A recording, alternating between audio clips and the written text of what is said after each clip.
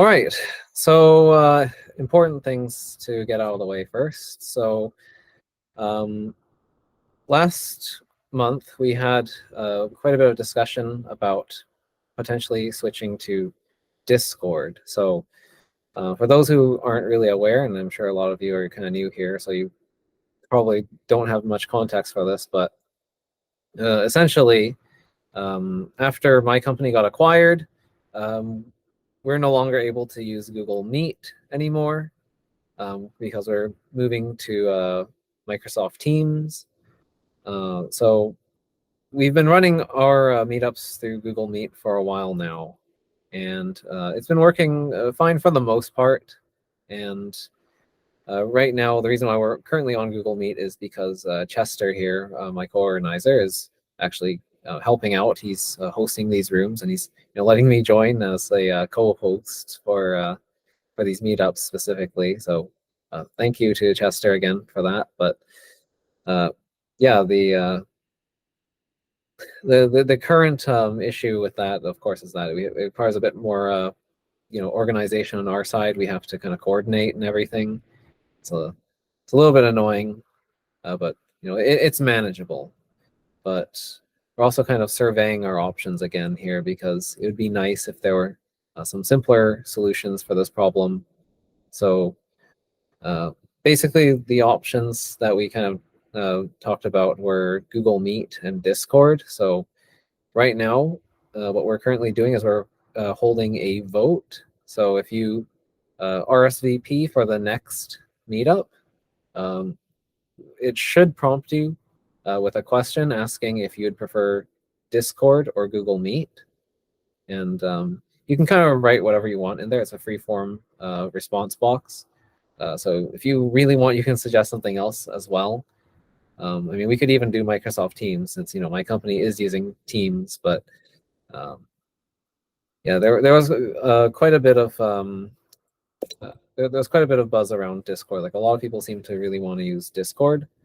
So those are the options that we've decided to list there. So yeah, please, if you're interested in voting for a particular option, RSVP for the next meetup.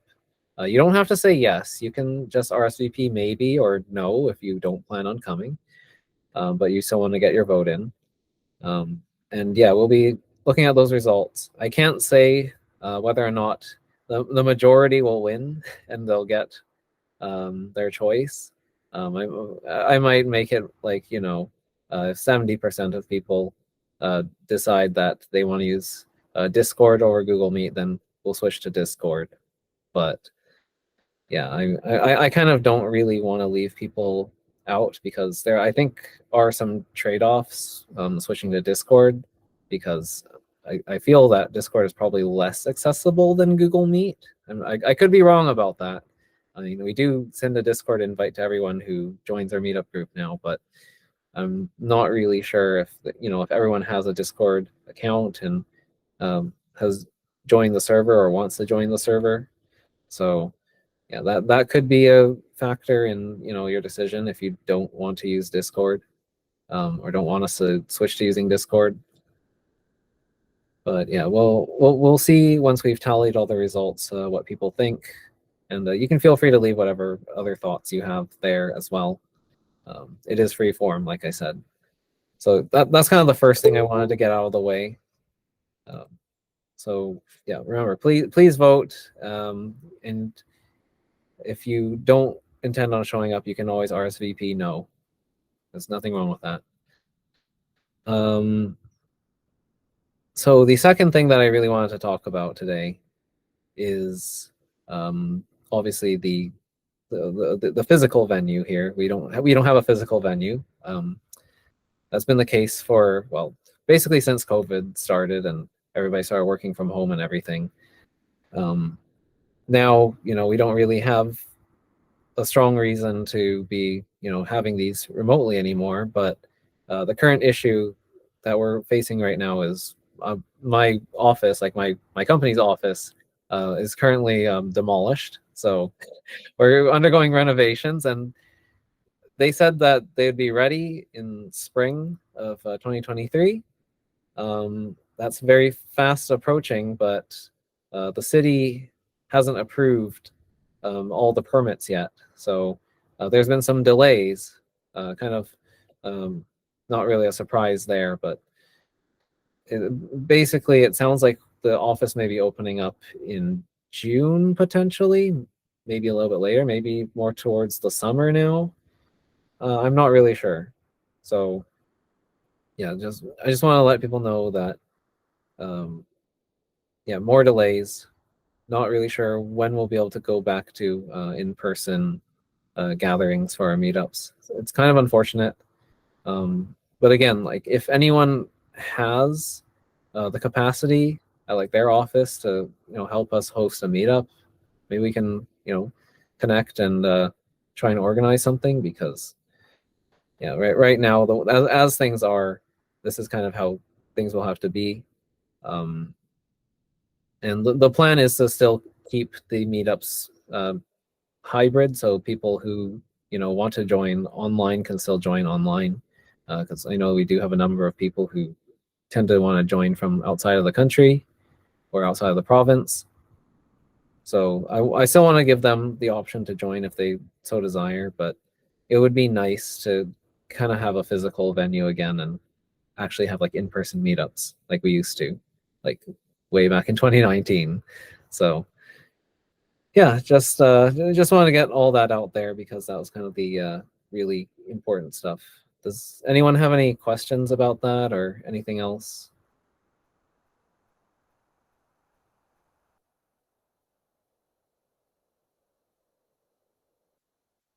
No? All right. Well, well, that's pretty much the important part out of the way. So yeah, we can get to our free discussion. So yeah, there isn't really any plan for today. I was pretty busy, so I haven't had a chance to prepare any kind of presentation or anything like that. Um, I was actually running a Rust workshop out at SFU last week on Friday, so very recently, and yeah, it was pretty successful. But that's kind of why I've been very busy. I didn't have that prepared ahead of time or anything like that, so I kind of had to scrape that together in about a month to prepare for that. So I don't really have anything for you today. I don't know if Chester has anything either, but otherwise, I think Well, I mean, I've been working on some cool stuff. We could always talk about that if nobody has anything to talk about. But no, I don't have anything particular specifically prepared, and I'm not sure my internet will behave well enough for me to present my screen, but I could still talk about stuff. yeah, sure. I mean, if you have anything interesting you want to talk about, I'd be interested in hearing that. I think uh, Chevy here has probably some interesting stories to tell us as well. I mean, I actually have some questions for him about game development and Rust, so I don't know if he's interested in answering.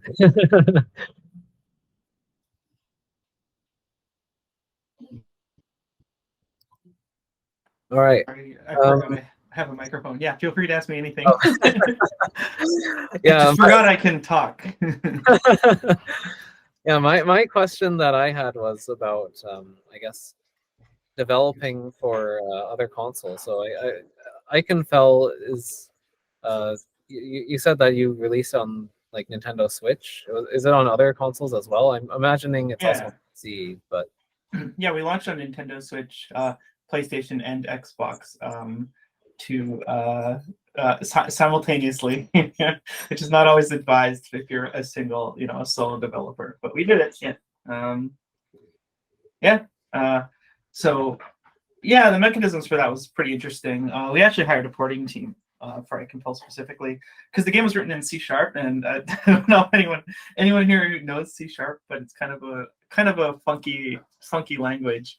Like it's built on top of this the what's it called again, the CLR, or like the C and intermediate CIL intermediate language. So it actually compiles to this like kind of like code that gets ahead of time to compile. Though now they're doing sorry, not ahead of time, gets compiled in time Just in time. compiled, just in time, Yeah, just in JIT compiled and all that. But then that proposes that adds this big problem to consoles because a lot of consoles don't allow JIT compilers. For security reasons, or like you can't pass certification if you have a JIT compiler in your game code. So you'll see certain games like that will actually launch. They'll have way faster PC versions, and a big part of that is if they're using like something like Lua, they'll be using Lua JIT on PC, but they won't be able to use that on consoles. So they get way faster like scripting performance on PC and stuff like that. But for C# now, there's ahead of time compilers that Microsoft has been working on for C#. That wasn't around when I was working on Ekenfell. So we had this great time. So our porting company was Sickhead Games, and they actually are the same company that ported Celeste to consoles as well, which was also coded in C#. And so it's just so funny. You ever just think about all the moving parts that go into something? So the game's coded in C#. So what they have a tool that they use for they kind of specialize in importing C# games to consoles, and they have a tool that. So what they do is they compile the C# game into CIL, and then they have their own in-house tool that takes CIL and converts that into C++.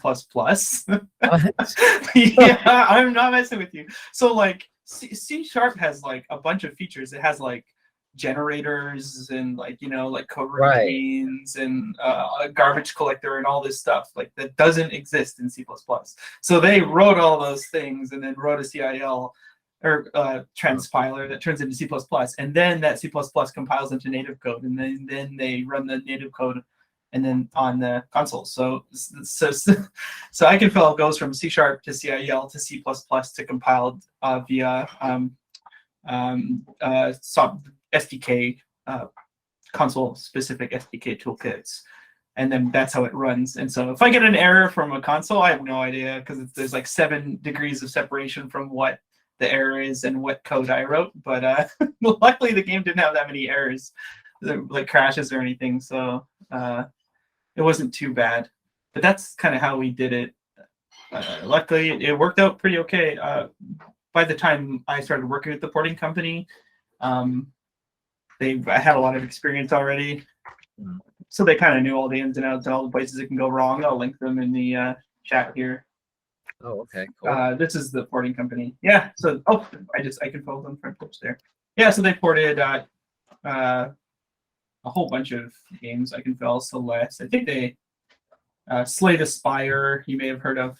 Oh yeah. Yeah. So they've got a pretty good track record for Stardew Valley. Just little games like that nobody knows about. Small stuff. So because I had it in with them, we did it with them. But yeah. But like other than that, that's about as much as I can talk about for the porting because they handled a whole bunch of the stuff.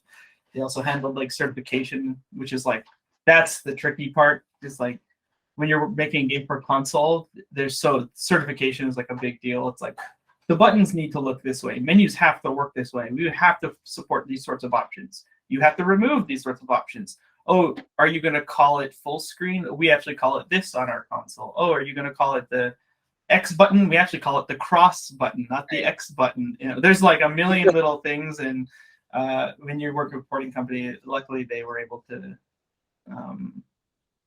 help us out and just like preempt a whole bunch of stuff. So we passed cert on all our consoles first try, thankfully. Wow. Yeah. That's which cool. Which pretty much isn't ever the case. Don't be like, oh, I could do that. We got really lucky.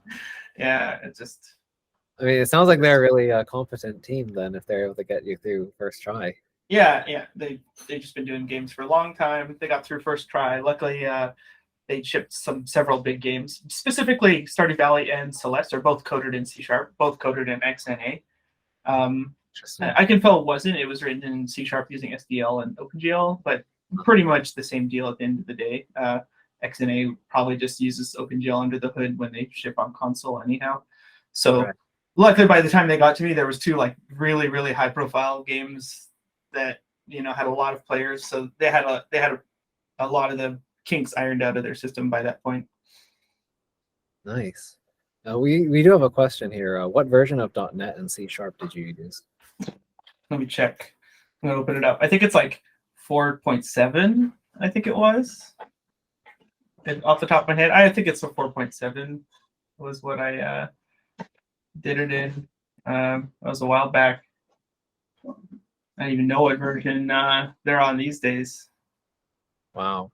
Yeah, I think I like C# has like tuples and stuff now. None of that stuff existed when I was working on it. I think they have coroutines now too. Yeah, like, yeah, they've had generators for a long time. The IEnumerators, they've had those since as long as I can remember. So that was really nice to use as well. oh. Yeah. But now you're writing stuff in Rust. Yeah. So I guess you don't really have any plans of, I guess, releasing on different consoles, or just. I do plan on. Yeah. I'll be releasing consoles, all that kind of stuff. Probably. Like I don't know. Time will tell. Do you think it will be a problem though? Because I mean, obviously, Sickhead Games seems to specialize in C#, and Rust, is a lot less popular. Probably doesn't have the same, level of support or resources. Yeah, there's a couple parts of this. One is there's a lot of console work already being done by Rust people. Like there are already like third tier like Nintendo Switch targets for Rust compiling. There are already people. There's like you can find RFCs of people trying to contact and work with consoles and get APIs working. There's a few game companies like what's that called again? There's a couple of game companies already using Rust, so there's a little bit of prior art that I can build on. But also, like my game will be another 4 or 5 years, so I'm not in like a big rush. I'm expecting the console situation to be in a bit better shape by the time I get to that point.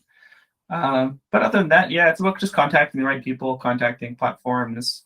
Or if I work with a publisher, closer to release, working with the publisher to get someone. A big part of like with work when you're shipping on consoles is like you're just like I need to do this. Send me a tech person, Nintendo. Send me a tech person, Microsoft. Like I had trouble, with doing my Microsoft Windows or Xbox Store builds, and then I just got someone on chat or on Gmail, and I was just like emailing them, and they were just walking me through stuff. So they want your game. If you've signed a deal, they want your game as much as anyone else. So if you get stuck on things, you can usually get someone. They usually have dedicated tech people to help you out with those sorts of stuff. So, but it's a work in progress. Okay. Just kind of building the stuff. I'm not really worried about the portability. Rust is really portable. If I'm saying this right, Matthias, or it says any ports of your games for browsers using WASM. Not for browsers. I'm not interested in browsers, but I am interested in WASM because obviously that goes a lot further than browsers. The portability of WASM is really appealing, and that might end up living. WASM might be how Rust ends up on certain consoles as well. I'm not quite sure, but it's really nice. It's really nice having that option available as well. I like that it's like a first class compiler target for Rust. But that might be part of that story. If WASM works on consoles, then Rust can work on consoles. Yeah. Yeah. We'll see. I'm pretty optimistic about it, though. Like I think the game industry is going to start skewing towards Rust, especially AAA. Just the security of it and the quality of the code, the speed of the code, the ease of writing parallel, and multi-threaded stuff, and just getting performance. The entity component systems are just already like light years ahead of what we're using in C++ at the moment. So I think AAA will start being a lot more interested in Rust. It'll take a while, but then and then indies will follow up. And so I'm pretty optimistic about where it's going. Okay, that's actually pretty interesting because I remember, Jonathan Blow talking a bit about Rust and, his thoughts on, memory safety and how necessary it is for game development. It sounded kind of like he had sort of opposite opinions because, he kind of felt like that stuff is less important because a lot of games, people like exploiting glitches, even like memory glitches. You see like arbitrary code execution for speedrunners to beat Ocarina of Time in like 4 minutes or something like that. And like, I don't know. I was just wondering if I guess you disagree with that, or think that there's Like, value in. there will be less fun glitches. Yeah, like, Probably there will be less fun, but there will always be glitches. Your glitches aren't going to come from stuff like that. Your glitches come from floating point errors in polygonal collision systems or physics solvers that overestimate how much they're supposed to push a box out of another, and then your car teleports into the sky. That's the kind of stuff you get, and no memory safe language is going to save you from that. I was just coding a thing the other day. I'm working on Earthblade. I'm not going to say too much about Earthblade, but if you've seen a trailer, it's like kind of like an exploration RPG and all this stuff. And there's status effects. And there's this placeholder status effect that was in the game called Burn, where something could catch fire, and it had sort of a poison-like effect, so you take damage. We forgot about it, and it was just kind of sitting in the back of the game. We never removed it from the game entirely. And we're coding switches for this area in the game. These switches you can hit with your weapon, and it toggles the switches, and they can have various effects. You can hook them into various things in the game. And so I was working on a spell, and I forgot to make it for this spell to not be able to go through walls. So I was like, oh, cool, I can like kind of cheat some of these levels right now because my spell is in this kind of broken state. So I was trying to see how I could like bypass some of the areas of the game. And I shot the spell through a wall, and I hit a switch, and it toggled the door. And I was like, haha, and I cheated, and I got through the door. And then the switch goes book and hits again, and then drops me through the door. And I was like, why did it do that? And then the switch just kept on switching and switching and switching. Without any visual indication, the switch got the burn status effect and kept damaging itself, and it kept flipping the switch back and forth over and over again. Like, just crap like that. There's no memory safe language is going to save you from that. Games are just big messes of millions of moving parts where objects are interacting, and there's all kinds of crap going on, and they tend to be made really, really quickly, and things get iterated on over and over and over again really, really fast, and they're playful, and there's so many one-off things. There'll be bugs for days. We'll never run low on those. The bugs will just be more fun because when you don't have memory safe languages, the kind of bugs you get are just the game crashes and shuts down, which is not fun for. It's maybe fun for your 0.01% of players who like using memory exploits, but it's not fun for all the players that the game just like shuts down their PS3. That's not enjoyable for anybody. And I think most game developers are more interested in the latter, more interested in the people who are making the game run solidly for people. I mean, a lot of people seem fun yeah. reprogramming Super Mario World. I love that kind of stuff too. Yeah. I'm actually going to Summer Games Done Quick this year at GDQ. I just got my tickets, and oh, cool. So I'll be going to that. As you can tell, like, we're big fans of speedrunning. Most game developers I know love it. We love seeing stuff just get ripped apart, and we love seeing our games get just torn open from the inside out. It's a good feeling. But I don't think we need to like add bad memory management to our games to do that. That's not you're probably paraphrasing John Blow a little bit, but he doesn't have a very standard approach to game development as far as indie developers go, or AAA. So True. Do I find Rust a productive language? Is it slower to code? The safety? Yeah, it's a bit slower. But also you can just embed scripting languages like Rye or Lua or Ren or whatever. And now you've got a scripting language you can code fast. If a thing is slowing you down in Rust, you can just slap on a thing to make it not slow you down. So it is a little slower, but I find it it's the nice part is just I'll just stop working on my game engine for like 3 months, and I'll just come back to it. I'll just boot it up and like update all my dependencies and run it, and it just works.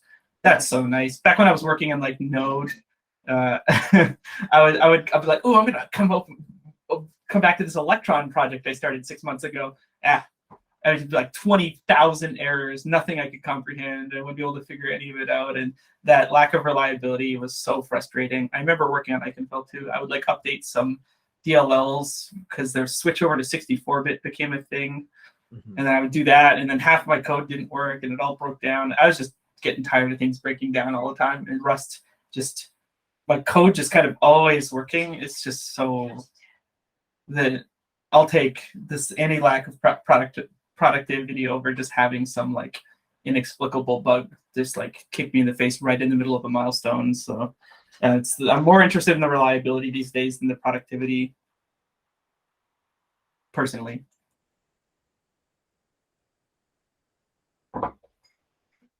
Cool. Do you write your own game engines then? I am in this. I might be not advised, but the main game engine everyone goes to these days is Bevy. It's a really awesome game engine. Everyone should just go to that first instead of writing their own. But I've been writing game engines for many, many years. I wrote a Flash game engine called Flashpunk in 2009. That was very, very popular. We had a forum of like 12,000 users. There were just thousands and thousands of games were built in it. So I've already written like a public game engine that was used. It was open source, and lots of games were developed with it. And I've been making game engines since. So I've got, let's say, 2009 is 10, 15 years, 14 years of game engines. So yeah, I've written many. I wrote Iconfill's game engine. I've wrote a bunch of Earthblade's game engine. So game engines are kind of just like it's like, yeah, I wrote a game engine today kind of thing for me. I also make like 2D games, like indie 2D games, you know? I don't need like, I'm not making Bayonetta 4 or Elden Ring or anything like that. So when you want to make a game like that, you need like several people with PhDs in galaxy brain to do that kind of thing. But my use cases are a lot simpler. So writing game engines for me is less of a big deal than it might seem if you're looking at game development from the outside. Mm-hmm. So you're not using Bevy for your own project? No, I'm just using my own engine. Yeah. I'll be open sourcing it in like the next few months probably. So next time, whenever that's done, I'll come to a meetup and I'll post a link and show it off to everybody. Yeah, cool. That'd be awesome.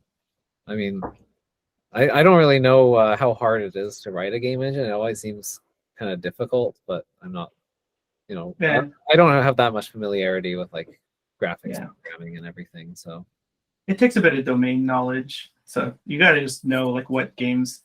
There's a lot of domain specific stuff. Yeah, I'll let you know in advance, Chester. I can do a little presentation on it and walk through and like hook up everybody, show a little example thing.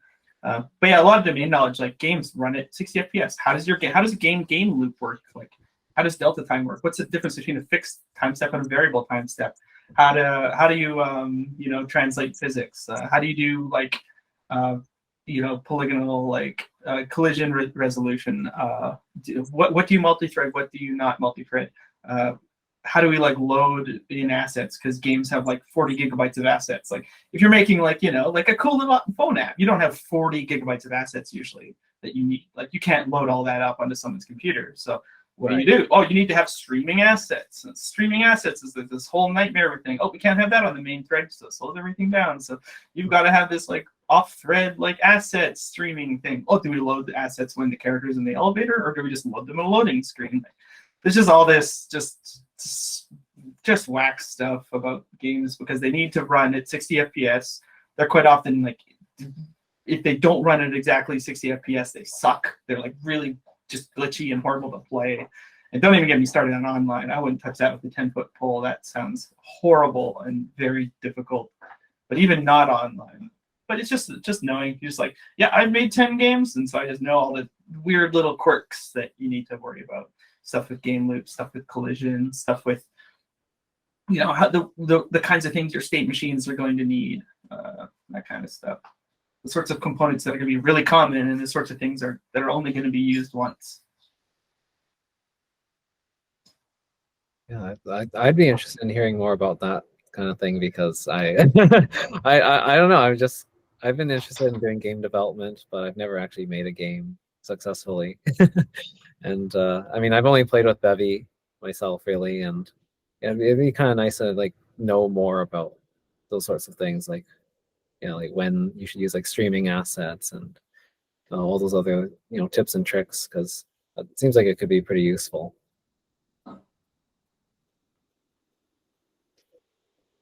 Yeah. Well, when I give my presentation, I'll give a presentation on the engine when I open source it here, and I'll give a talk about how the whole thing works and why it works the way it does. And I think it'll be pretty informative because it's like broken into like pretty discrete, clear parts. So hopefully that'll be, educational to anyone who's interested in that sort of thing. Yeah, no, I think Andrew has a question in the chat here too. is anyone finding contract/employment Rust work, or are we all rogue? So it's better to be entrepreneurial right now. I mean, my company has Rust work right now. So actually, I've always said that I've never worked a Haskell job, but more like just in the last 2 weeks, I ended up with a Haskell job. So yeah, a lot of unexpected stuff has happened recently, at least at our company. But I can't really say about like in general. I don't know if there are more Rust jobs these days than before. To me, it feels like it, but that's sort of a recency bias and also, I guess, confirmation bias because I'm actually seeing people working with Rust at my company. I'm actually helping them out, doing code reviews and giving them advice. Yeah, I don't know if anyone else has any takes on that or if they have any opinions they want to share. Are all the jobs at your company in person, or are they online that other people can apply? Our company, it's in person, so you have to live. Well, we've kind of expanded a little bit outside of the province to Alberta at least, but no further than that. So you have to be in Vancouver if you want to work for our company, for the most part. Vancouver, Victoria, you can be in like Calgary and that's okay, but yeah, beyond that, we're not hiring. And also, due to the current economic situation, I think we've also paused hiring for now anyway. So yeah, I can't say that, oh, we're hiring, please come apply right now. So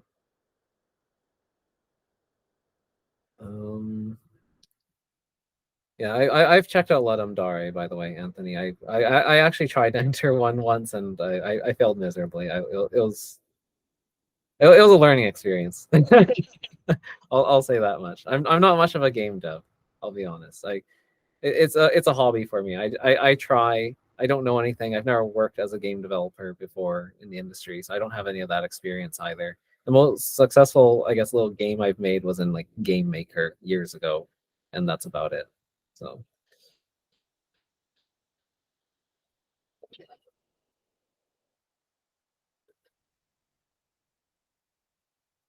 Web dev agencies, seem to be a bit clueless when you bring up Rust. Yeah, I mean, I've brought up Rust before in other interviews with other companies, and yeah, a lot of interviewers I've spoken to were just completely clueless about Rust. They didn't know anything about it. I'd say Rust is still kind of niche right now. It hasn't exploded in popularity as much as some people might think. I mean, uh, I've seen in some graphics, it's actually top 10 by some metrics, but I mean that it really depends on like how you're measuring popularity as well. So as far as I can tell, Rust is still sort of like the underdog language here. There's still not a lot of people using it. It doesn't have like widespread adoption, but it's big enough that it has a pretty sizable ecosystem compared to some other languages. So I mean there is that.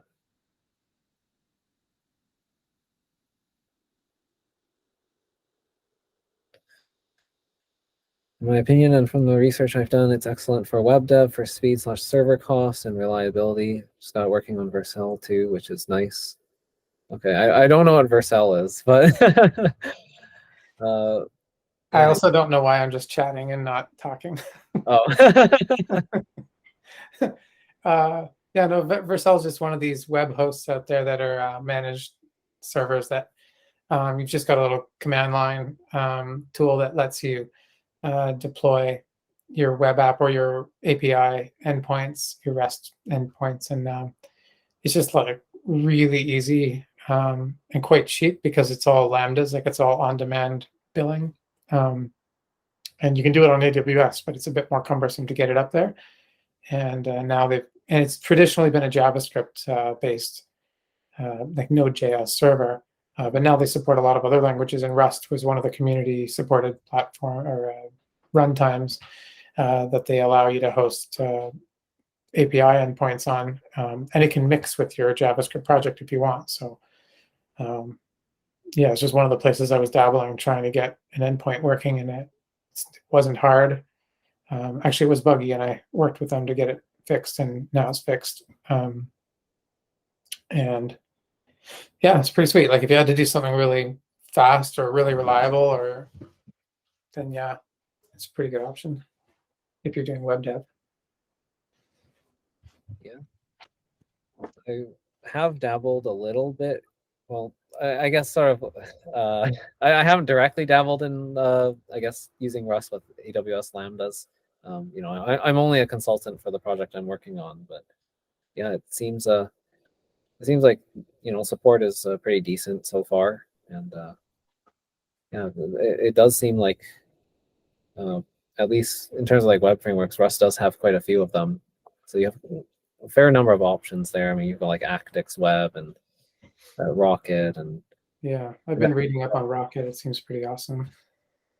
yeah, I have another project that was using Rocket, but it seems like Rocket is like permanently in like release candidate mode. It feels like their releases come very, very slowly. So for me, I'm just kind of like, I don't know, like how much is this going to change when the next version comes out? I'm a little bit worried about that. But I kind of feel like everything in Rust is moving pretty quickly, though. Like That's especially the dependencies, like the crates. Except for Rocket. yeah, except for Rocket, that's true. No, I think what's happened to Rocket is they have Sergio is he's doing some other stuff in real life. He got busy with something else, and unfortunately, that's taken his time. Another one that's been looking really good and has been producing consistent and consistently small updates is Axum. It's built off of Tokyo, and it looks like it has a really nice API. And I say it has consistently small updates because I read the change logs, and there's not a whole lot going on in there. You know, it's patches and bug fixes and, you know, slight API changes to make things easier to work with. But, you know, it's not super. It's not like, you know, the smallness of the updates makes me think it's in a pretty stable state. Cool. I've heard an argument for Axum is, well, it was more that I was listening to a podcast with somebody using it, saying that they chose it over Rocket because it had support for WebSockets, whereas Rocket did not. So that's good to know that it seems to be actively maintained. Maybe I'll check that one out. What that happened to your station? I think I heard that same episode. Yeah, I think there's Lodestone, right? That was pretty cool. Yeah.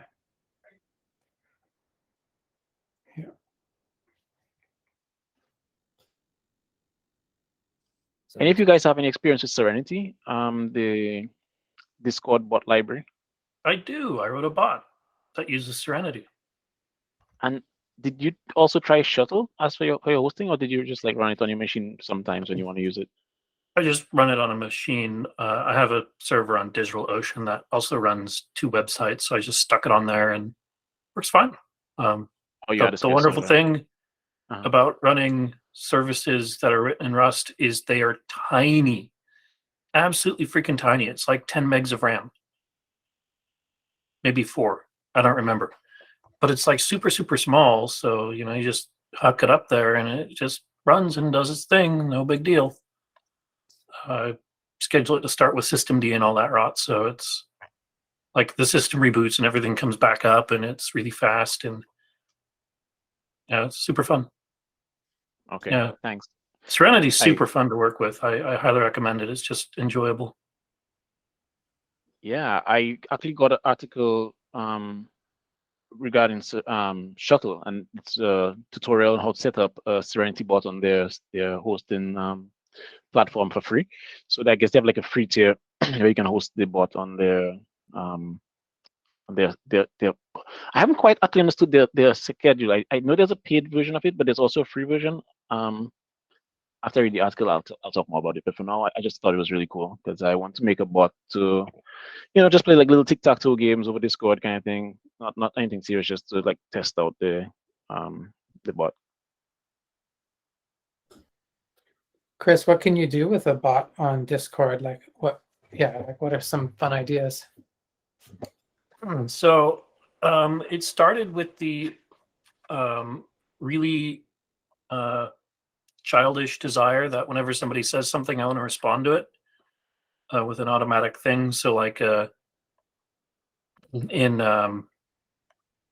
one Discord, anytime you mention the Naglfar class, Dreadnought, and EVE Online, it immediately posts a vertical supremacy meme, which is like some super niche gamer thing. But so one of the other things it does is it can count mentions of things. Like I have a module which just opens a little SQLite database and increments a counter whenever an event happens. I run it on a single machine, so it doesn't matter that it's SQLite. There's no distribution required. Makes backups really easy too. Anyways, and it like anytime we ping our tame CEO in EVE Online, it adds 1 to a number, and then I made a leaderboard for who's the most annoying to this poor guy, and that spiraled out of control, so I had to disable it. But that was kind of a fun project. The thing that I'd like to do to it in my heaps of free time that I don't have is build like a MUD, like a text adventure game in it, where you can interact with it over Discord. But because it's over Discord, you could have multiple players in it simultaneously. So you could, have like a channel in your server that's like, the game room or whatever. So I think that would be a really fun project. The other interesting thing about Discord bots is Discord is exposed a pretty rich API to it. So you can have like slash commands. Like I have a command that's like /Wednesday and /Friday, and then it just echoes out a link to like an MP4 from like a list of them for the "It's Wednesday, my dudes" meme, or something like that. So every Wednesday, some people are racing to be the first one to use the bot command for that, which is kind of fun. The other thing you can do with it is Discord has some support for rich styling.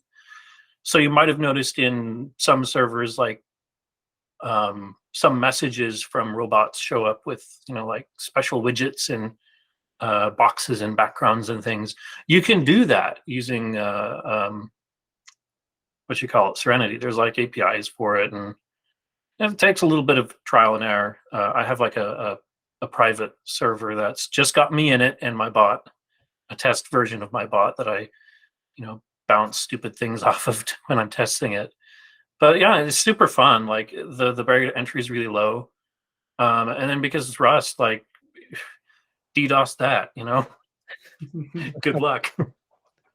So do you have to have what's the permission like to run a bot? Like your bot would have to be on your own Discord channel that you give permission for that bot to run on, or has it, and then you just host it on the web, basically? Yeah, so it has to be running on a computer. It doesn't have to be a server though. So the way that Discord bots work is you run a program, and that program communicates with the Discord servers proactively. So like it's long polling or something for more things to do, and then as things happen, it sends data to your thing. It's not like you have to set up any. Yes, it's open source. You're free to steal whatever you want. I think is a pretty BSD2 clause. Do whatever the heck you want. If it eats your dog, just don't tell me. So running it super easy. You don't have to like set up a domain name. You don't have to set up any URLs or anything like that. It's just like it starts running, you're good to go. Like it's super, super easy. Cool. What about the permission part where like the Discord channel, like if it was a public Discord channel, then it would be flooded with bots if anyone was allowed to put a bot on there. So does it have to be your own, or do you have to somehow get permission to put the bot on the channel? Yeah, so adding a bot is like super painful. You have to like construct a URL that the server owner has to click on, and then it will send them to discord.com and send them through like a thing. If you look at my bot, there's like some notes I left because I kept forgetting how to do it. So there's like your Discord bot will have a client ID, and then there's some scopes and permissions you have to set up, and things like that, because it won't just like give your bot everything. There's like a special permission to listen to all of the traffic, to all the messages. And then furthermore, the bots can be restricted to not be in certain channels. So then those channels just don't show up in the traffic sent to the bot. So it does have some OPSEC built into it. It's not, this, congratulations, you're in, you have the world. It's not built like that. They've built it pretty well. Thanks. Cool. Yeah, Chester, weren't you working on a bot for Discord? Yeah, I do have one actually. Well, a few, but they were all written in Python because at the time that's the language I used to use. The library I'm using in Python is deprecated because, well, not deprecated, the version I'm on is deprecated. The author came back, but in Python it's pretty easy because there's no real typing. You just put the type annotations, and the author uses that as an indicator for him to automatically convert all the incoming strings for you, so you can get integers and whatever. You just create a function, and it just gets called whenever somebody types whatever that matches that function call, and it's pretty easy. So I already have the tic-tac-toe thing working in the Python version, so I kind of want to port that over and see how it is in Rust to kind of compare the two, because I like writing Rust a lot more than I like writing Python. I'm actually curious if I'm the only person who found learning Rust wasn't that hard, because people usually say it's really hard, and I guess I'm just weird, but I haven't had that experience where I found this very hard. Am I the only one? I'm in the process of learning, and yes, I found it pretty reasonable to learn. I didn't think it was that hard, but I kind of assumed that was like my Objective-C background coming through, where Okay. I had already done a bunch of manual memory management, so having Right. and then made the move to automatic reference counting. So, that whole paradigm of like, oh, there's a system that has codified a set of memory management rules I can learn and understand, and it's doing this under the hood, but I just have to not break any of those rules in a way that it can't figure out how to fix. Like, Right. because I already understood that kind of development workflow. I was like, oh, okay, whatever, just kept on doing stuff. Right. Okay. Yeah. Yeah. I guess maybe that's why I guess I had a similar background, because I had only used C in school, but from the little bit of C I did in school, I quickly realized that I need to have some way of keeping track of when this memory needs to be freed. And I was basically doing that with comments, and I was like, this can't be the way it's done. And I kept on Googling, and I didn't find any ready-made solution. And then I found Rust, and I'm like, wait, this is what I wanted to do, except it's not just comments. It works. It works all the time, not just when I remember.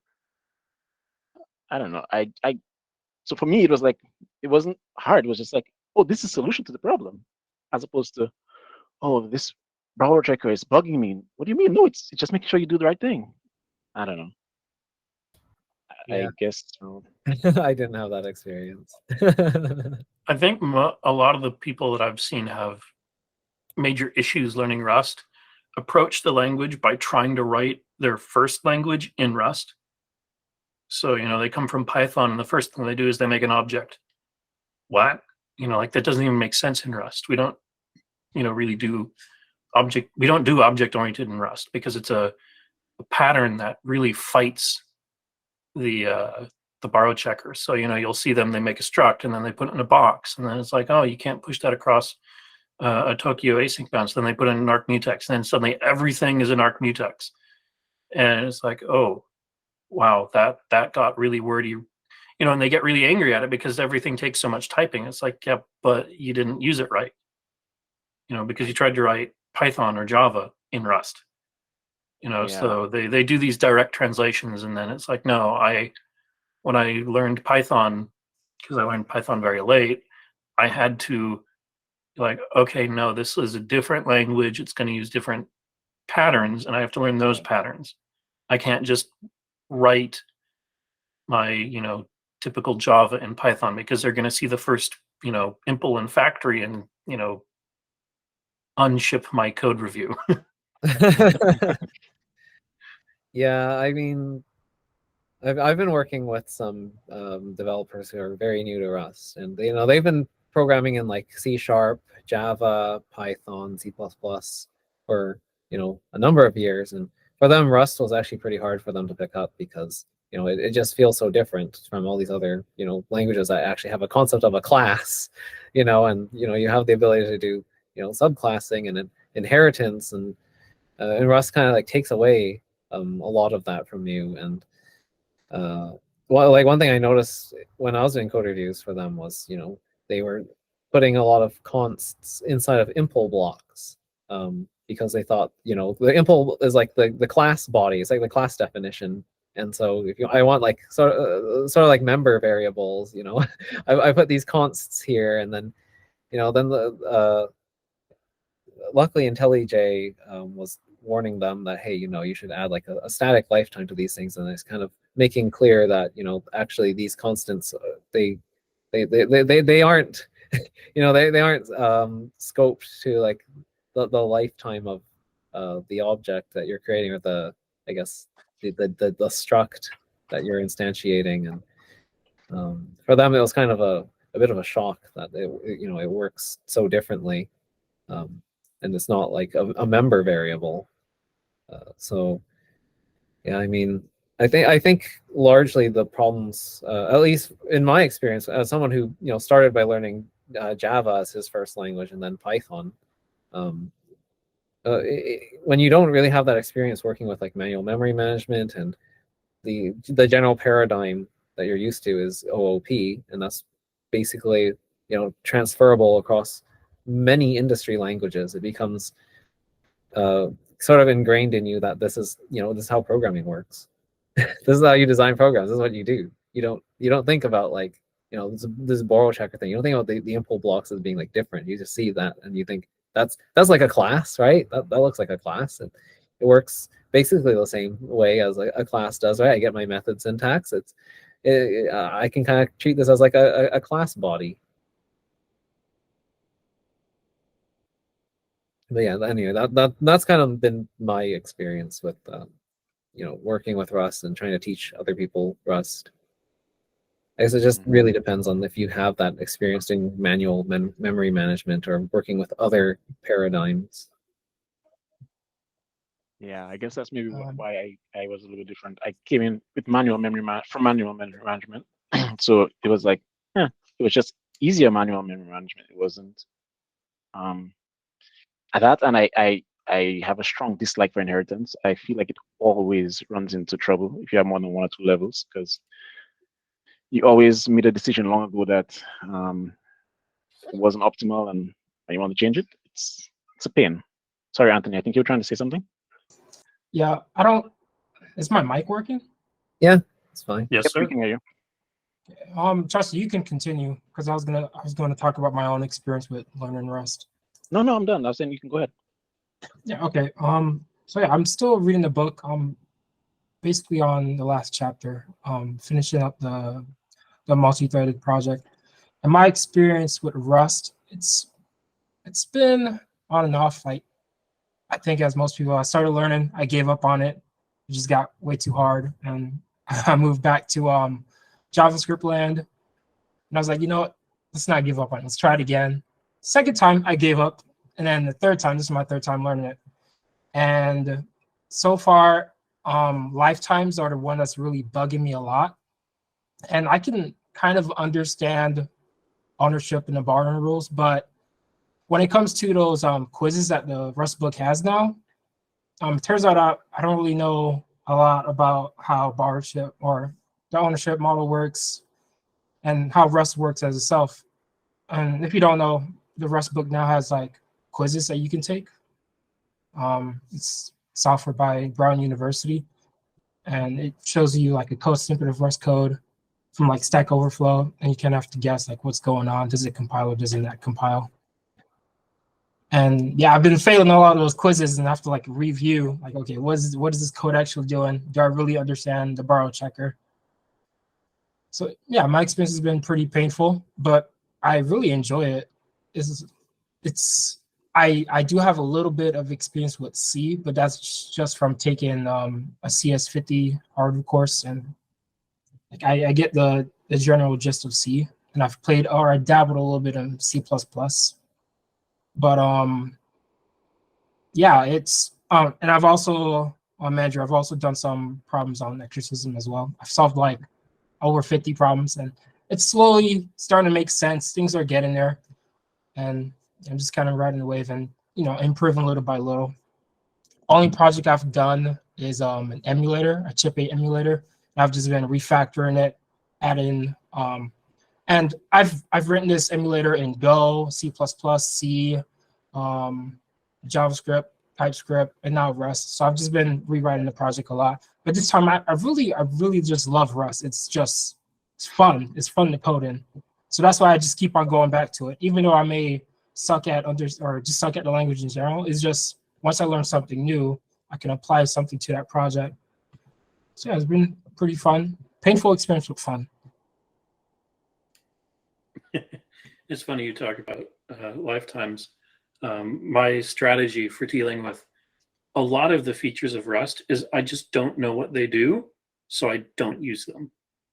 It's like, I think macros is a good example. I don't know the syntax to write my own macro. I know how to use other people's. I just don't know the syntax to make my own. So if something, and what this teaches me, and what I think it teaches me through the compiler, is that if something gets really hard to write, it gets long to type out, there's a lot of typing, or there's too many lifetimes involved. Like I can usually figure out, oh, I need a lifetime here because the lifetime of this thing I'm returning needs to be the lifetime of whatever called me. Okay, I can figure that out. That makes sense. And the compiler will usually guess that for me. And other times it's like, well, you need to do it yourself because I'm not going to guess for you. It's like, okay, fine. But if it gets even more complicated than that, it's like, whatever I'm doing is too complicated. I'm going to make everything about what I'm doing simpler so I don't have to write out this complicated lifetime. So that's kind of been my defensive strategy: is complicated features, don't even learn them. That way I don't have to deal with them. I feel like that's true, but then at the same time, I actually recently ran into a pretty gnarly scenario, and this was at work, where we were using the Goose framework, and we wanted to use an async closure, I believe, somewhere, and that closure required a mutable reference. That's just how the API worked. They didn't offer a solution where you could pass in something that was owned or boxed. And what we ended up having to do is we actually had to help the compiler figure out the type that we were trying to pass in using HRTB, and it was pretty nasty. That's like the gnarliest thing I've ever had to do, and that was purely because the API forced our hand. But yeah, I would say like lifetimes are one of those things where it's like usually on a sunny day, which is most days, I don't have to think about the lifetimes. If a lifetime comes up because of some library I'm using, then it usually isn't too difficult to reason with. It isn't too difficult to work around or work with. But sometimes you run into that API where they really wanted to do some kind of micro optimization, and then you end up having to reach for something like HRTB, and then it's like, not such a happy day. Do you want to explain a bit what HRTB is? Higher rank trait bounds. Okay, that's sufficient. It's something I don't know about. Okay. It's described in, I think, the Nomicon. They have a more detailed description of like how it works, how you use it. It's kind of like rank, like rank n types in Haskell, but like for lifetimes only because they restricted it in Rust. It's like fairly advanced stuff, but yeah, that's the like only time I've ever had to pull out something like that, and I hope I never have to do it again. But yeah, and the worst part was it was actually on a work project, so a lot of people were kind of like looking at that askance because they're all pretty new to Rust. Yeah, well, I guess part of my learning journey that made it so simple is that so far it's only been sunny days. I've had to deal with lifetimes, I think. maybe 4 times in all the time I've been using Rust. And all those times it was fairly obvious what I wanted. I just wanted to match this one. Just, use the same item as this. It was easy. So I've not had to fight the borrow checker unjustifiably. I've done things that were bad and the borrow checker complained, and then I realized what I was doing was bad. So in my opinion, the problem wasn't the borrow checker, it was what I had done. And if I'd done the same thing in Python, it would have worked for a couple of times, and then one day it would just not work, because it was one of those kind of things that, it'll usually work, except for that day that you hit that edge case where you got that race condition, and bad things happen. And with the rest, I appreciate that it tells me that, hey, are you sure you're doing the right thing? This looks weird. Yeah, and like even though sometimes you run into these kind of more gnarly situations, at least like, hey, the compiler has your back for the most part. It kind of prevents most issues, so I don't really mind it so much. Other people kind of they kind of get upset at that, and they're like, oh, that's really annoying. Like I don't have to worry about how I pass in my closures in Haskell or Python or whatever, but you have to understand like there are trade-offs being made here, and that's just the way that Rust is. It tries to prevent as many issues as possible at compile time. It tries to offer you better performance, and sometimes people will design their APIs trying to squeeze as much performance out of things as possible, and that can make things a little unergonomic at times. And that's I feel like I'd much rather have to deal with annoying stuff like HRTB than the plethora of other issues that come with, like, I don't know, switching to JavaScript or something instead. But I don't know, that's just me. It just comes down to personal preference. Yeah, I got into a big fight a week or 2 ago with Rust COs trying to pass a database transaction over a thread boundary in CORM. And that got pretty scary because the database transaction, so you have a connection and then you say, okay, begin a transaction. The transaction is bound to the lifetime of the connection. And moving lifetimes across thread boundaries is like, no, you can't do it. Has to be static, which doesn't necessarily mean that it never dies. It just means, so there's like a bunch of restrictions. And I fought that for a really long time until I realized, wait a minute, what I'm doing is wrong. I should pass the connection, which is internally in our commutex, across the thread boundary and write some porcelain that creates a transaction and then calls the code that I was trying to, so like, it's like, oh, what I'm doing is wrong. I should do it this other way, which is more idiomatic and will avoid the problem. So it was like one of those things where like, oh, Rust C was right. What I was doing was painful and was likely to be a really bad idea, because if that connection drops while the transaction is still open, what happens to whatever's trying to use the transaction? Hello. Yep. That's a really good example. I thanks for sharing that, because it's all my experiences so far have been stuff like that where I was doing something that I really shouldn't have been doing, and I didn't think about it. That's what I wanted to do. I wanted to transfer this transaction, but what I really needed to do was transfer the connection, right? Because hey, that's the thing that might die, and they all need to stay together. I mean, I guess it just comes to implementation, right? If you had to implement it, you're the one who had to do the implementation for the API on the other end. How would you have done it? Because you can't tie the transaction to anything but the connection, because the connection dies. It's necessarily a problem. Yeah.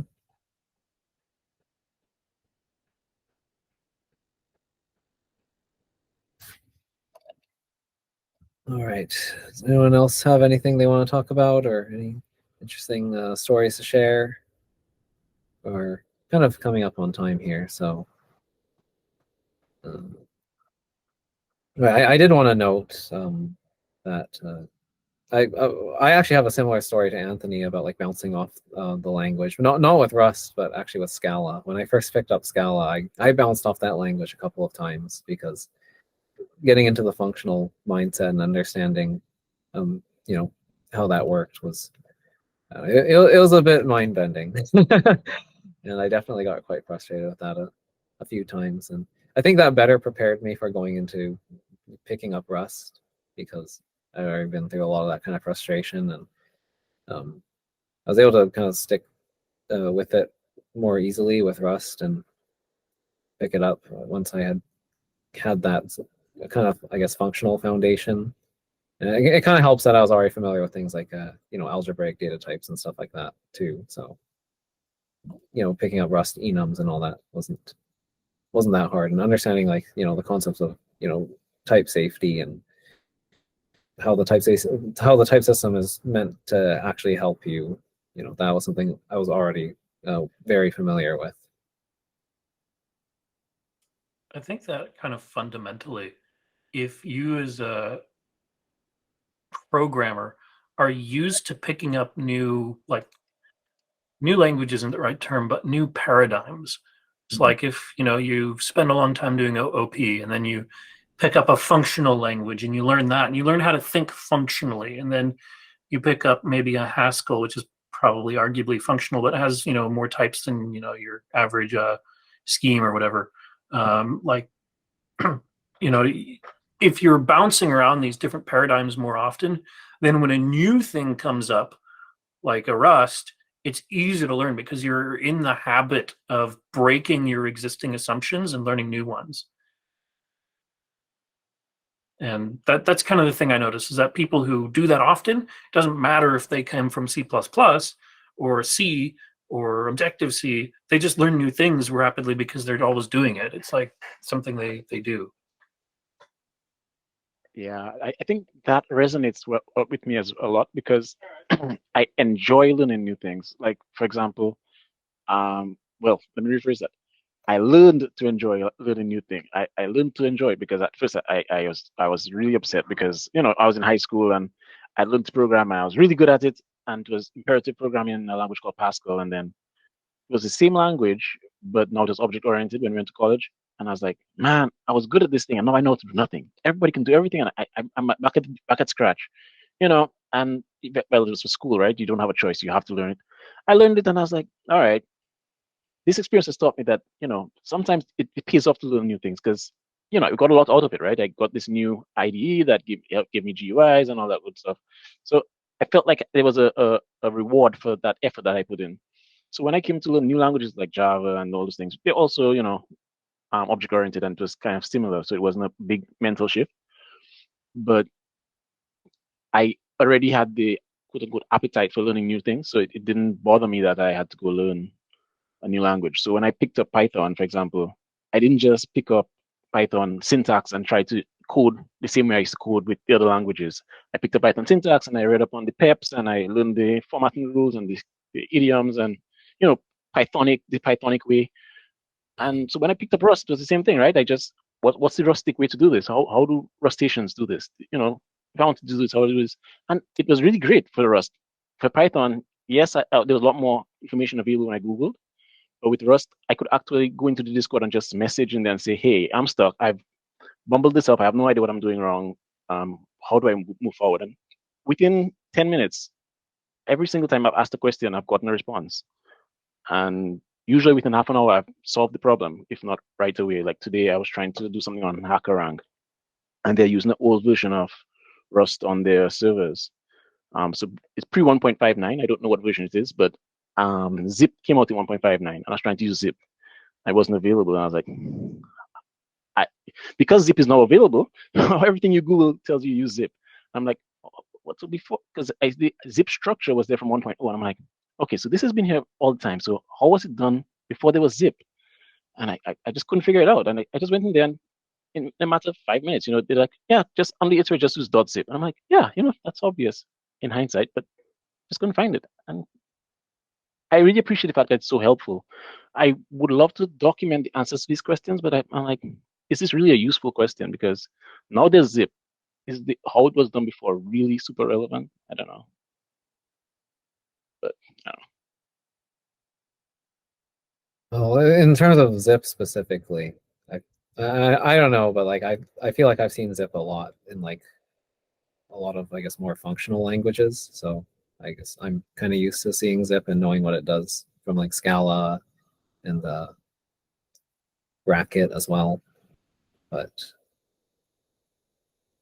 Right. I didn't have the functional background, so for me, zip was how I was familiar with it was in Python, right? There's a function, you pass it two arguments, and it zips them. So that's what I was looking for, right?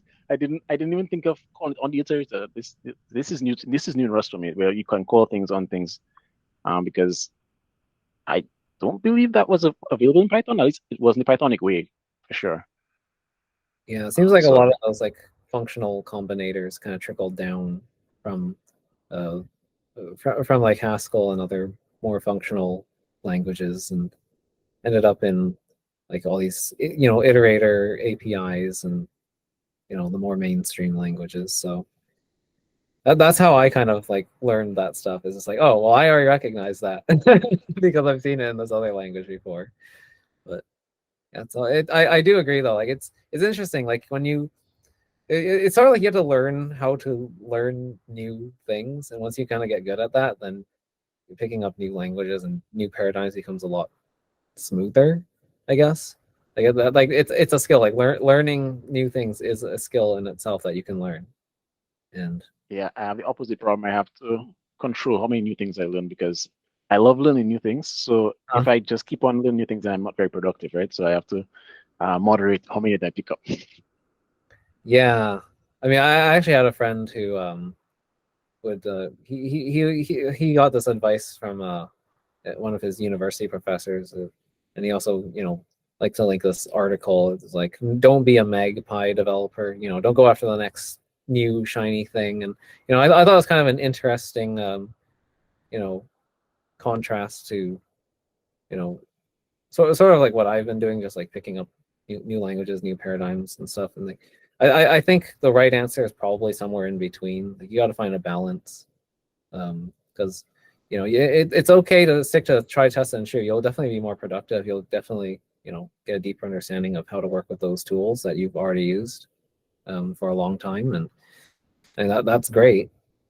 I mean, that's useful, but sometimes the newer tool actually offers a lot more, makes your life a lot easier, prevents a lot of problems that you might have run into if you just stuck to your guns. And yeah, I don't know, like trying to find that right balance of like how much exploration is good exploration, and how much is too much.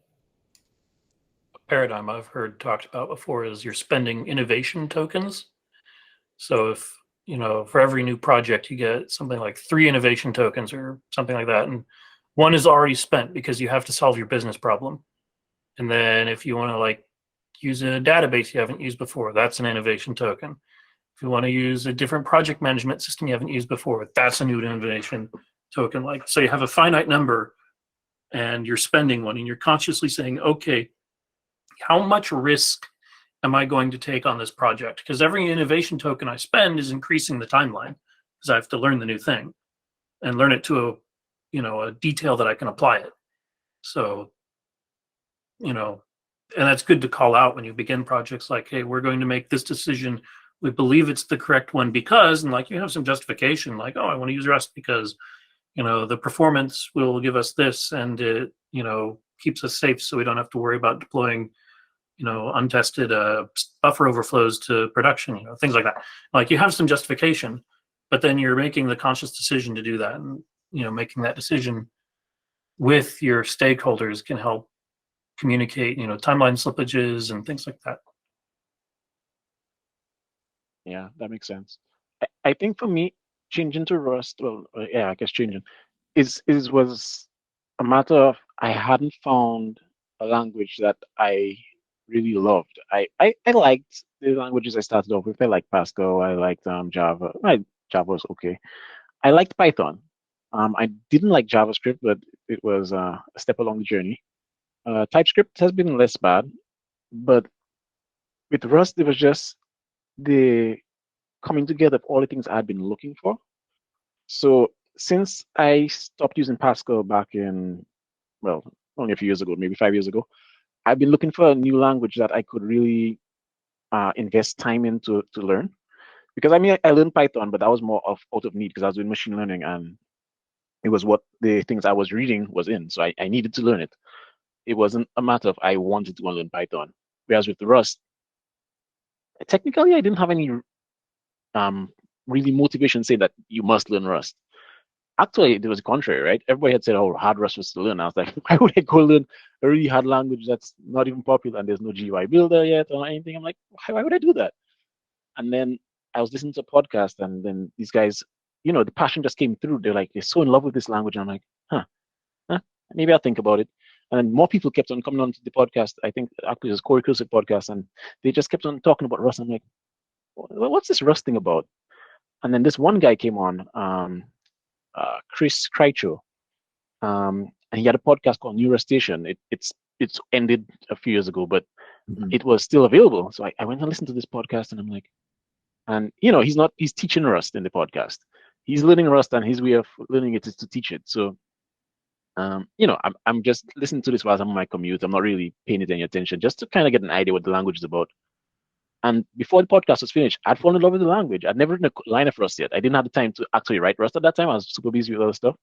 But I'd fallen in love with the language. And I mean, that's even before I wrote a line of code. And by the time, I guess maybe that also biased me to think it wasn't hard when I started doing it. Because if you're in love with a thing, you put a little more effort into it without even thinking about it. And I don't know, I've really enjoyed Rust since then. And I'm not disappointed that I made the leap.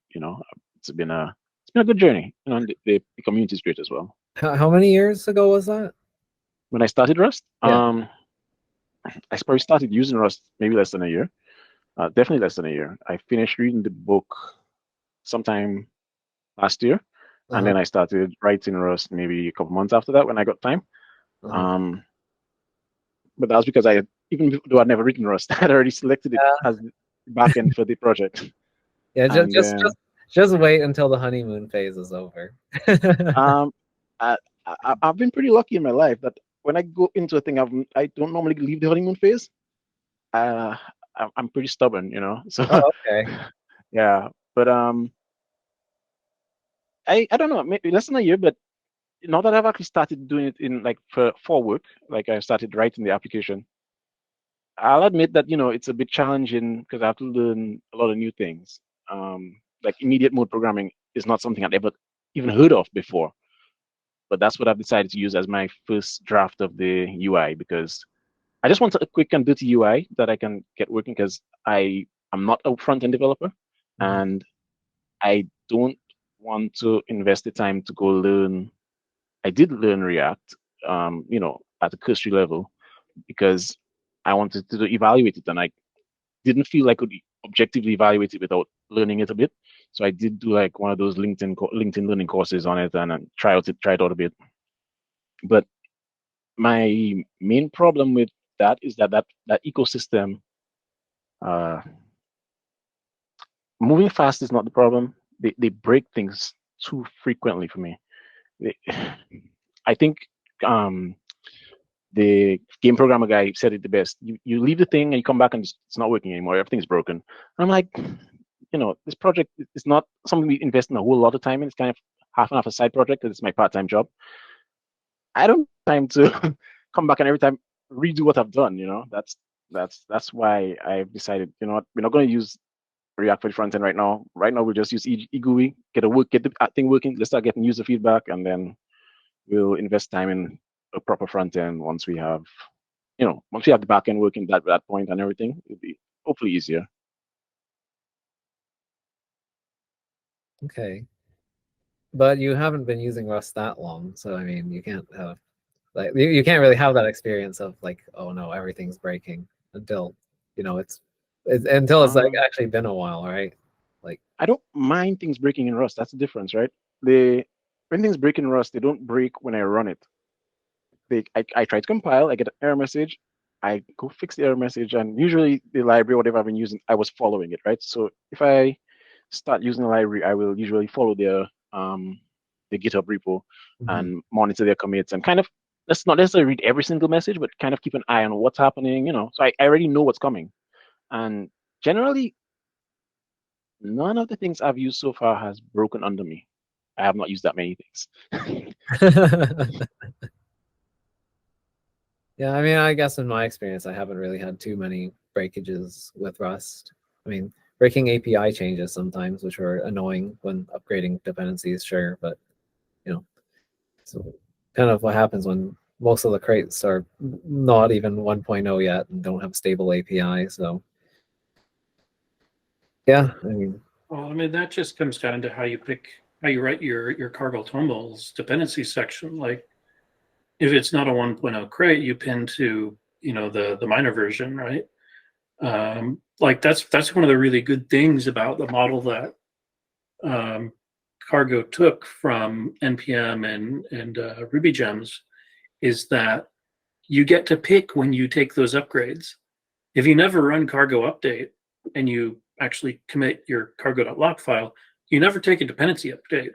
And then you can build that process of saying, okay, I'm going to update, and there's a chance that some API will have changed, and I'll have to make some code changes.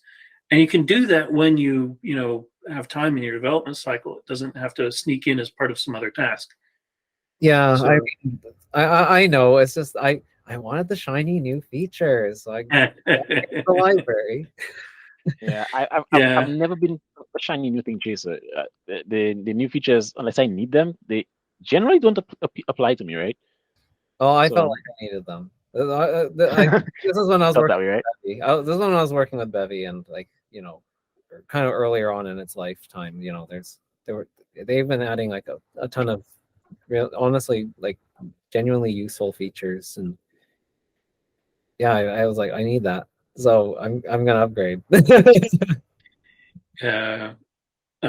John Genset did a really good talk at Rust London or Rust World UK, or forget the name of the conference. It's on the internet if you search for John The UK Genset. thing.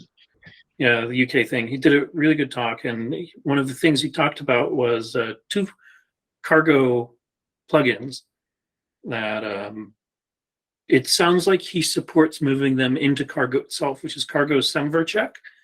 So it will pull down the previous version of your crate and scan it and figure out what your public API contract is, and then it will check what you're about to publish, its public API contract. And if you aren't doing a major version bump and you take something away, it'll fail and it'll tell you, no, you can't publish that. You've broken Semver. Right. Which is a really cool idea. Elm does this by default, which is really cool of Elm.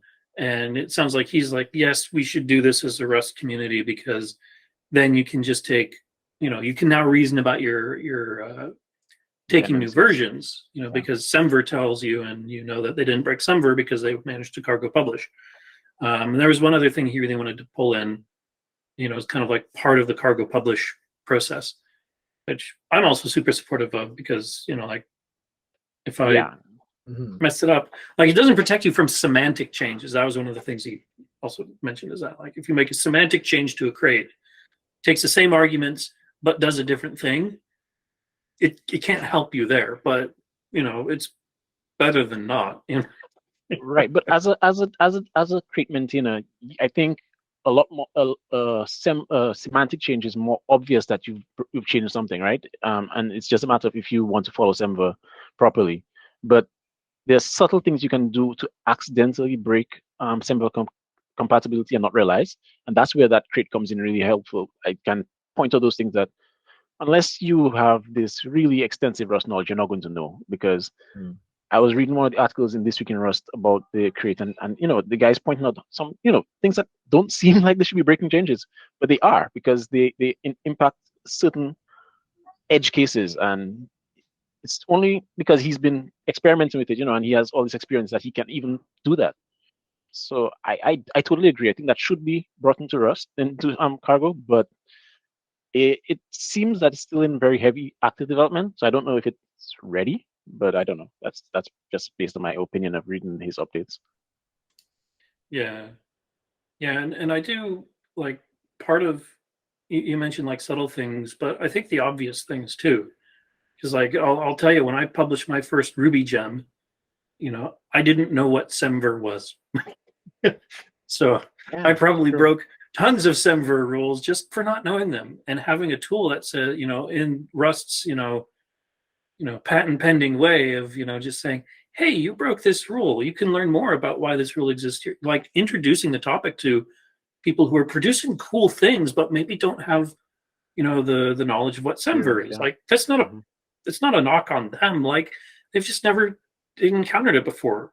It's fine. It's like I that didn't even XKCD know of like about you're Semver before Rust. one of today's lucky 1500 or whatever. Like Exactly. Yeah.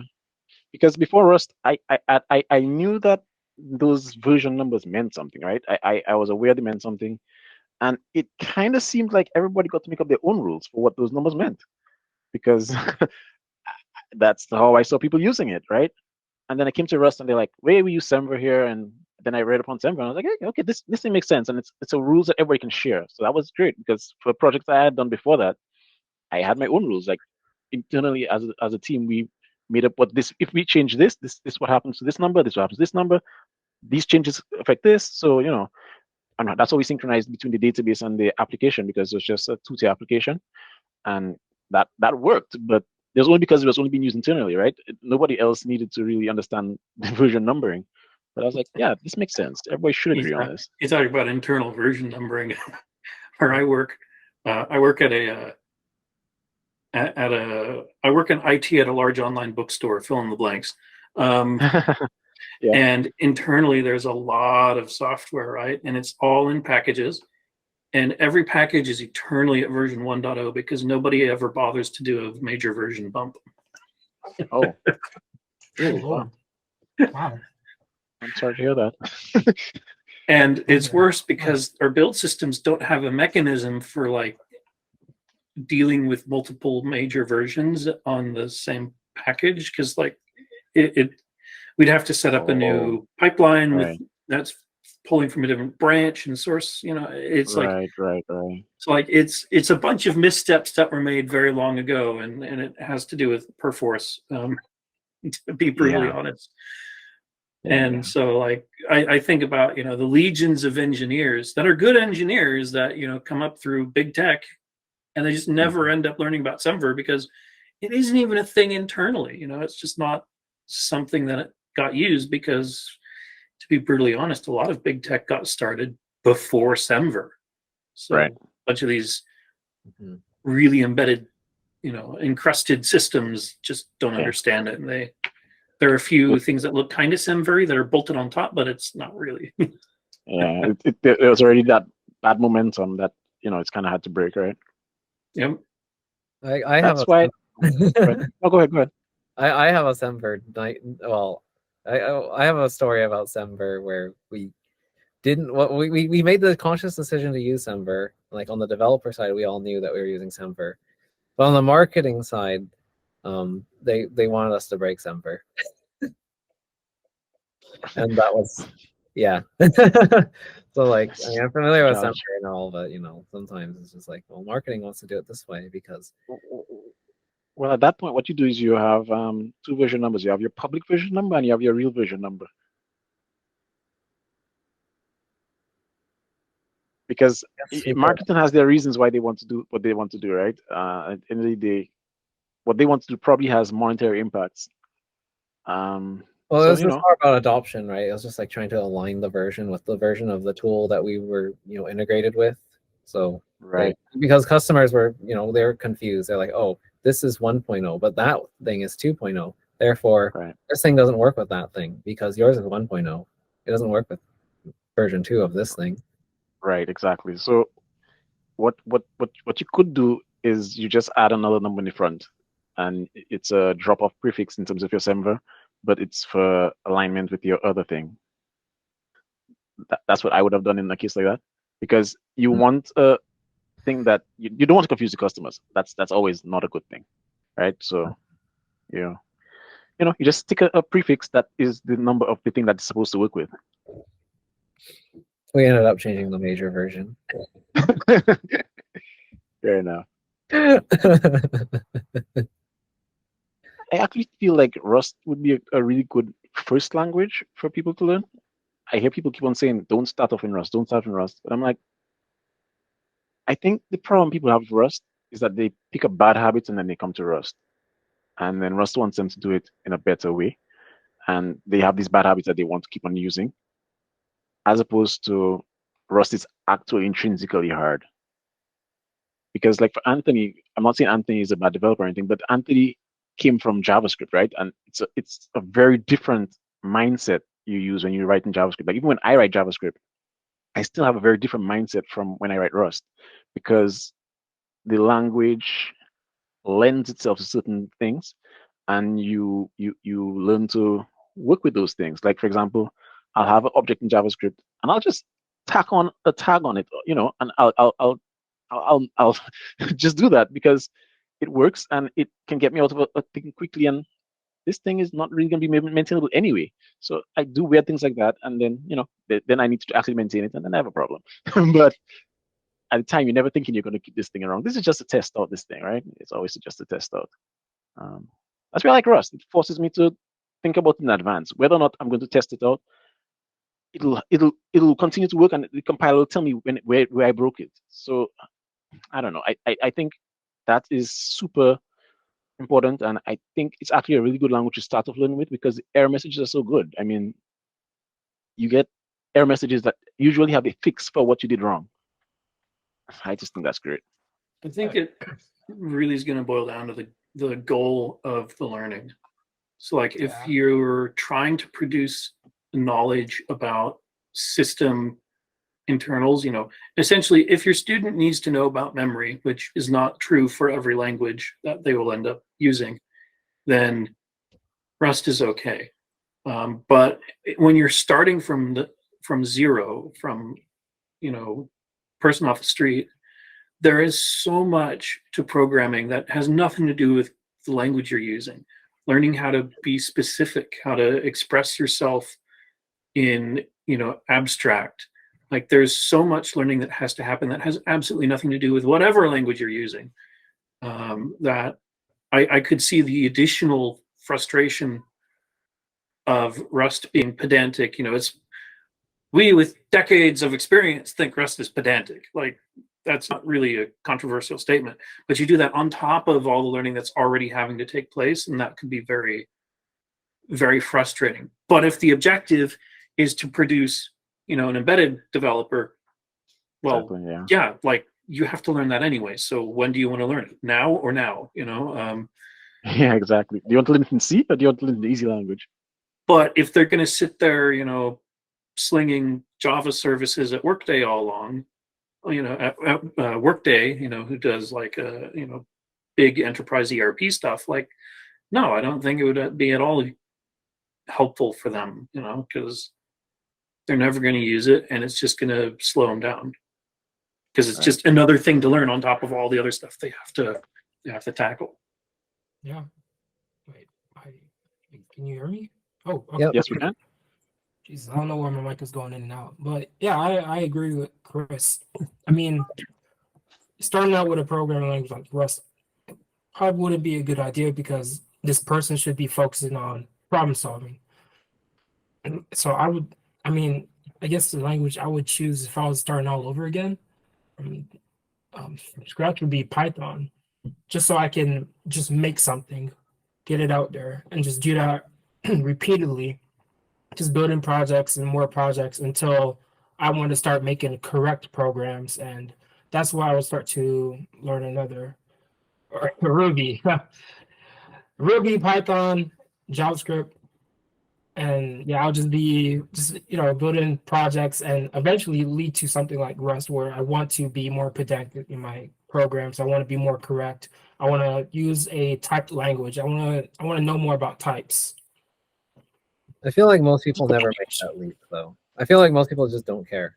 They picked up Python. They know how to write code. They know how to achieve what they want to achieve, and they're good with that. They don't need to learn type systems. They don't care about Rust. They don't.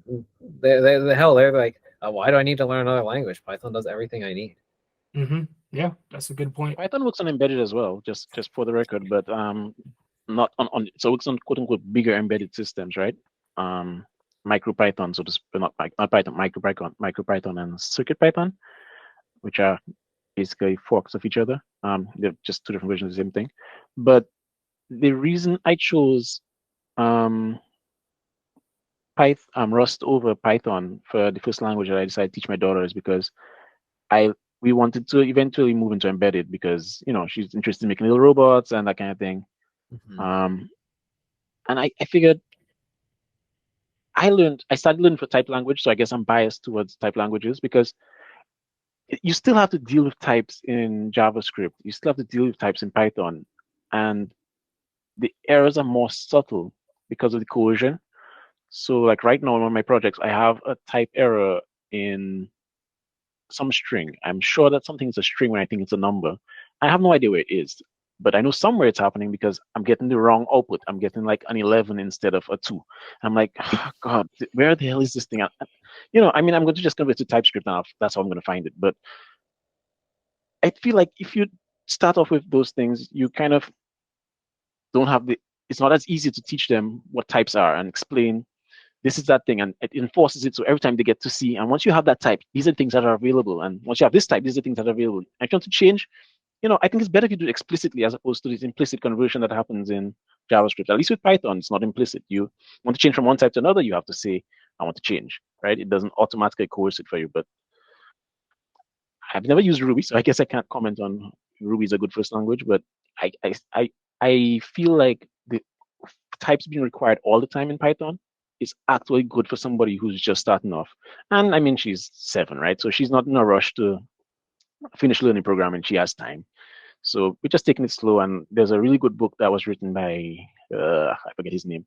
It's called Begin Rust. And it was written for high schoolers. And yeah, it has a bit of math that's more advanced than where she is right now. But, she learned some more advanced math. That's all. You know, um, it's fine. So far, it's going good. We're about chapter 3 right now. So I guess when I'm finished the book, I'll find out if it was a good decision.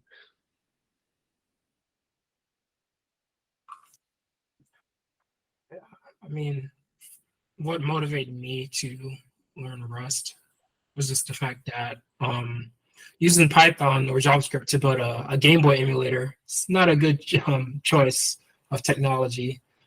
It's doable, don't get me wrong, but that's more of a just using the wrong tool for the job. So that's where I started to go into more like C++ land at first. Realized I didn't really enjoy the process. I didn't really like learning it. And then that's why I just jumped off to Rust, and where I really wanted to start digging into um, more emulation work. So that's Yep, that looks like the one. advanced, not what is it like advanced Game Boy. Those things are really doable in Rust, and you really get to focus on optimization, cool things. Actually, Anthony, I wanted to tell you and I forgot. As you're learning Rust, as if you're into parts where you get stuck or any challenges you have, I'd really appreciate if you message me and let me know so I could try to help you because I haven't really had anybody learning Rust since I learned Rust that I could help. And for me, that's a big part of how I learn. I help other people and that helps me to learn because I get unlucky that I don't run into problems often. And the problem with that is that because I don't run into problems often, I run into problems at bad times. So if it's the first time I see it is when I run into it and it's at a bad time for me, then I can't say I'll try to help you later because it's me, right? But whereas if you run into a problem and you're just doing it on the side, right? So then I can say, okay, let me take a look at this later for you, kind of thing. But I'm not sure if I even explain what I'm trying to say well. But if you're in the Discord, you can always just ping me if you run into some issue or something. I'd appreciate it. Yeah, I don't know where's the Discord link actually. I feel like Oh, I can just post it here. Okay. I can just post it here on cell. If it's like the Rust Discord, like every Well, that one's really chatty. I can't check all the messages in that one. Are you new? Did you join recently, or have you been to one of these meetups before? this is my first meetup. So did you join the meetup group? You must have, right? Maybe I don't think I did. Oh, so you can just RSVP for these events, and you don't even have to join the meetup group. I joined via the Meetup app, and I never got into like a Discord channel. Okay, because yeah, if you join as a member of our meetup group, it should automatically send you a link to the Discord. It'll send you a Discord invite, basically. And yeah, I don't know. I don't really know what the user experience is like anymore. I haven't signed up for my our meetup in like forever. You might have So gone to your junk. You should have sent him an email when he RSVP'd for the event. okay, yeah, Okay, now I'm here. I'm a little Yeah, bit the worried. official Discord is also good, by the way. If you need help urgently, because there's like so many people there that want to help, and they always seem to know the answer. Mhm. I've been really fortunate there. I've gone there like 3 or 4 times, and every time I found the answer that I needed. Yeah, I'd say the official wrestling Discord is much more active than our little Discord just for the Vancouver Rust meetups. But yeah, Yeah, but if it's not urgent, then I would appreciate if you let me help, because it would give me opportunity to encounter problems that I haven't had a chance to experience on my own yet. And I mean, it's up to you. Whatever you need. Oh yeah, definitely. I have a boatload of questions. I have. yeah, join our Discord. Sure. Yep, I'm here. Already joined. Thank you for that. Yeah, I'm a little bit worried now that I know that it's so easy to miss the Discord invite. Because if we end up switching to hosting our meetups on Discord, I'm not sure how many people will That actually. wouldn't be a big problem. The problem would be if people don't want to join Discord, because we would put the link in the thing to the Discord, so we can just put a link to this, like where we put the link right now to Google Meet. We just Mhm. put the link to Discord there instead. Okay, that's true. Yeah. So I don't think that would be a big issue. Okay. We Jitsi. have used Jitsi before a long time ago, back when I basically first started running these meetups. We had a presentation where basically the screen kept like warping, like when they're doing a screen share, and the presenter basically didn't really have a way to fix it, and we switched to Google Meet, and that seemed better. So basically, at the time, Jitsi was kind of buggy, and we couldn't really use it to do what we needed. So we ended up switching off of it, which is kind of a shame. But yeah, that's my main reason for why I'm not using Jitsi right now. And I'm Doesn't not. Jitsi require a SIP server? Yeah, we had a server. It was hosted on like 8 Oh, by I 8. see. But Okay. yeah, it was. We ran into such awful technical difficulties that I decided we have to switch off of this. Okay. Yeah, maybe not the best decision in my life, but it was what we needed at the time, and so yeah, that's kind of why we've stuck with Google Meet. But maybe if Jitsi's improved since then, we can try it again. I don't know. I'm a little bit hesitant because twice bitten, once shy kind of thing. But Once bitten, twice shy, I think. But yeah. once bitten, twice. Yeah, sorry. Thanks. Well, my brain is addled after the time change. I swear, I've been off my game like this entire week. But yeah. Anyway, yeah. Well, let's give Discord a try. I guess if it wins the vote, if people think that we should switch to Discord, I'm willing to give it a try and see where things go. If it doesn't work, then we will probably switch back or try something else. I don't know. It's an evolving situation. All right. Yeah, I'm okay with whatever people decide. One thing I think would be a little bit hard on Discord is the recording of the meetings. But other than that, I don't think Discord would be an issue. Well, I mean, it turns up people's preferences, right? Some people might not want to join a Discord server, but other than that, Discord's pretty easy. There's a bit of a learning curve, which I learned about, because when I started Discord, at first I had already been using Slack, so it was not so bad for me. But when my parents started to use Discord, I realized that maybe it's not as obvious as I thought. Yeah, I mean, but I guess we can, try it out and see how most people are with it. I think most people using Rust are not that old, so a lot of them probably have some exposure to Discord prior. So I don't think it'll be too big of a deal. Hopefully, I mean, especially because Rust playing itself has like an official Discord and everything. So yeah. Anyway, I don't want to dwell on this too long because yeah, we have we're already way over time.